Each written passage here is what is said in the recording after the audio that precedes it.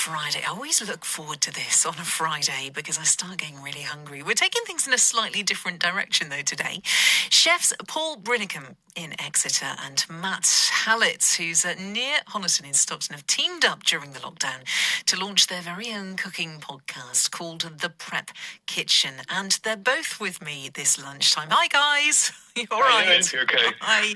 Very well indeed. Now, Paul, you're a chef, aren't you, in real life? I am indeed. So you're just about to start, I understand, in Exeter? That's right, yeah, the double locks. Ah, fantastic. And Matt, you too as well? You chef? I do indeed, yep. And whereabouts are you based?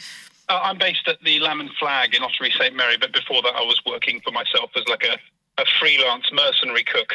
I like the sound of that. How do you two know each other? We used to work together. We met about 4 years ago at the Royal Clarence, and then we've worked together since over the last 4 years. So obviously, you hit it off and and enjoy each other's company. How have things? Most of the time, yeah. So, how have things been then, Matt, for the last year or so during the pandemic? Has it been tough? Yeah, I think so. Just like everybody else in catering, really, it's just sort of been stop, start, and then you're waiting for that opportunity to get going again and get back to doing what you enjoy best. Yeah. So it has been pretty tricky. Frustrating. I think for diners as well, I mean, we're all itching to get back into restaurants and pubs. And for you, Paul, the same. You say that you're just about to start at the Double Lock, so presumably for the last year you haven't been based anywhere. No. It's really tough, isn't it? You know, you're sort of out of work for 12 months and sat on the sofa getting larger and larger as the day goes on. But yeah, itching to get back. Brilliant. So was this podcast inspired by the pandemic? Did you get together and decide that you fancy doing something, to help people out really online? Yeah. Well, we've sort of, over the last 12 months, been discussing projects that we can do when it all comes to an end, and we needed something to do now, keep us busy. So, we just sort of teamed up and here we are. Yeah. It was something that I had in mind for quite some time. I'm sure Paul was the same. And then one day just got a message from him saying, do you want to do a podcast? I replied, who's this? And then it just sort of took off from there, really. So what's the idea behind the podcast then, Matt? It's kind of, well, first and foremost, I'd say it's just a way for us to keep ourselves occupied and busy and have a bit of fun. But we also, I think, want to have it as a bit of a platform where people can be really interactive with us. You know, there's things that we do on the podcast where we encourage people who listen to get involved, and just to try and sort of help promote any local restaurants, eateries, chefs, anyone doing little projects on their own. You know, because I think at this period of time, people need all the support they can get hold of, really. So anything we can do to help, first and foremost, we're just sort of more than happy to do so. Well, that's the great thing, isn't it, about the catering industry, the whole food industry. It's usually word of mouth, isn't it? If someone's had a great experience somewhere, and a fantastic platform, isn't it, to promote that. Local chefs and produce, talk about, I guess, what you've seen and experienced. It's basically something that would appeal to anyone who loves food. Yeah, I suppose it would, really. It's not a sort of podcast that's just solely aimed at chefs and people that work in kitchens. It's, it should be something for everyone, really. People kind of get, I know Paul used the phrase in the last podcast, a little peek behind the curtain from our own experiences as what goes on day to day within catering. But also it's, there should be stuff there for everyone to get involved with and hopefully enjoy. I love watching chefs who really know what they're doing, sort of putting stuff together, because, we all have our sort of ways of doing things. I only learned recently the idea of meat, if you're frying, mince in a sauce, in a frying pan, to leave it in one place because then it caramelizes and all those little tips like that. Those are the kind of things that you're offering, yeah? What you can do as well, here's a little tip for you. And this is one I got from my fiance, actually, Harriet, if you're listening. Thank you. When doing things like mincemeat, you can just pop it in the oven, let it go really brown and crispy in the oven, and then you can put it into your sauce, because that way it's not taking up too much room in the pan. It's not sweating out all of the moisture in the water, and that way it gets nice and nice and crispy, and then soaks up all of the moisture from your sauce. So there's a free one for you. Brilliant. He's very good, isn't he? He is good, but it's little things like, I never knew whether you should put the onions in first or afterwards, and everyone does it differently. But I suppose there is, a lot of science behind how we cook.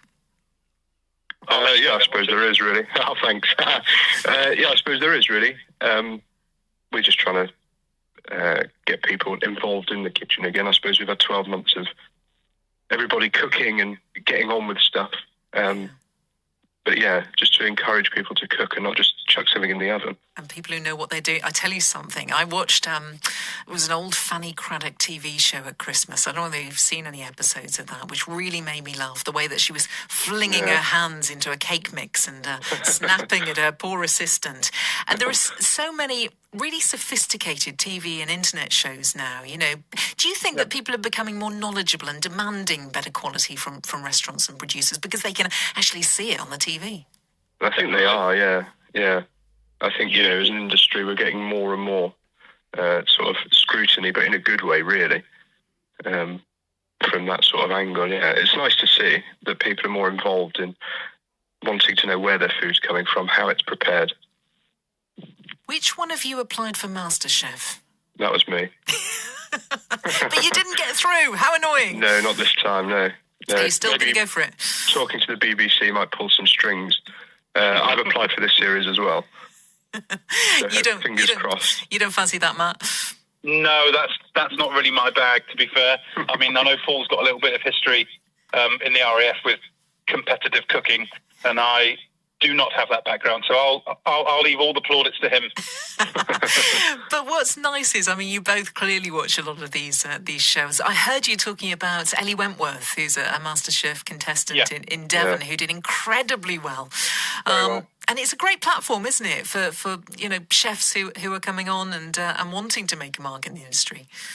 Yeah, we're hoping to at some point down the line talk to previous contestants on the MasterChef Professionals and just get their perspective on how it has sort of springboarded their career, even if they haven't gone all the way and won. But, it's a competition that if you do very well in, I'm sure it can open an awful lot of doors for you because it's watched by so many people and it's scrutinised by the top chefs in the country as well. So they're not going to put anybody through to the later stages who isn't going to pass muster. So, yeah, we hopefully one day we'll get to talk to somebody about that.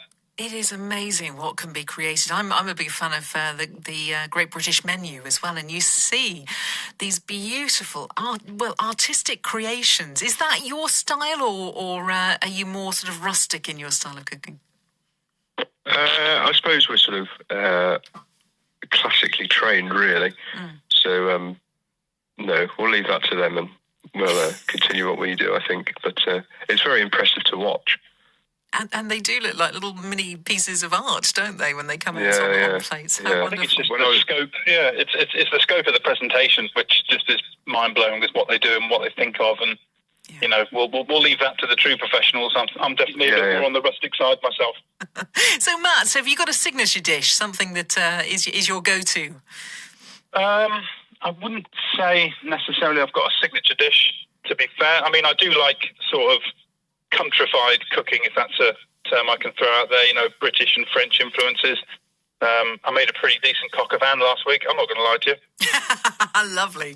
And I suppose the weekend coming, we're all looking for ideas. Anything that you can suggest that might be in season and good right now? Oh, well, it's certainly coming into spring, so there's all the lovely spring greens that are turning up. Wild garlic, obviously, if you can get yourself out and about for a nice walk and pick some of that.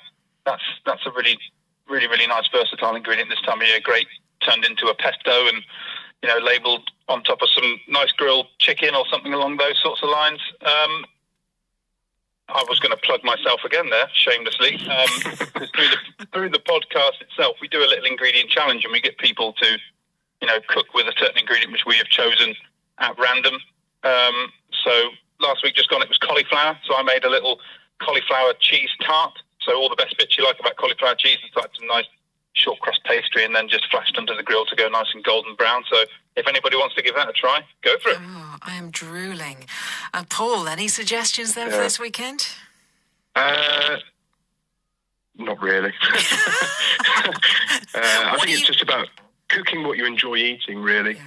don't go mad and start cooking things that you don't like, because you're not going to be very good at it, are you? No, that's true. But this is the trouble. We've all, quite a few of us have put on a few pounds, haven't we? We're taking regular trips to the fridge. So I guess I should imagine in the next few months people are going to be thinking a lot more healthier in their choice of food and cooking, lighter stuff. And hopefully with the weather coming, we'll feel less like the stodgy stuff, don't we? Yeah, I think we've had for the banana bread for 1 year. Yes, we've all had enough of banana bread. So how can we and where can we hear the podcast? Yeah, so we're on Spotify, YouTube, Prep Kitchen Podcast, or you can keep up to date with us on Instagram at Prep Kitchen Podcast. That's the name of it, the Prep Kitchen Podcast. And how often do you do these then, Matt? At the minute, we're sort of getting them out once a week. So we record either on a Sunday or a Monday, and then it goes out Friday of that week. I'm pretty sure once things do go back to normal, the efficiency of how we get them out is probably going to change slightly. It might be once a fortnight or once a month. It'll just be as much as we can do, really, because obviously we'll be busy again. Well, let's hope so in many ways, but I'm sure that you'll find a way to get that to us. It's great to speak to you both today. Thank you for joining us, and all the best with the podcast and with getting back into work again. Thank you very much. Take care. Take care. Bye-bye. That's Paul Brinicum and Matt Hallett. They both have come up with a podcast called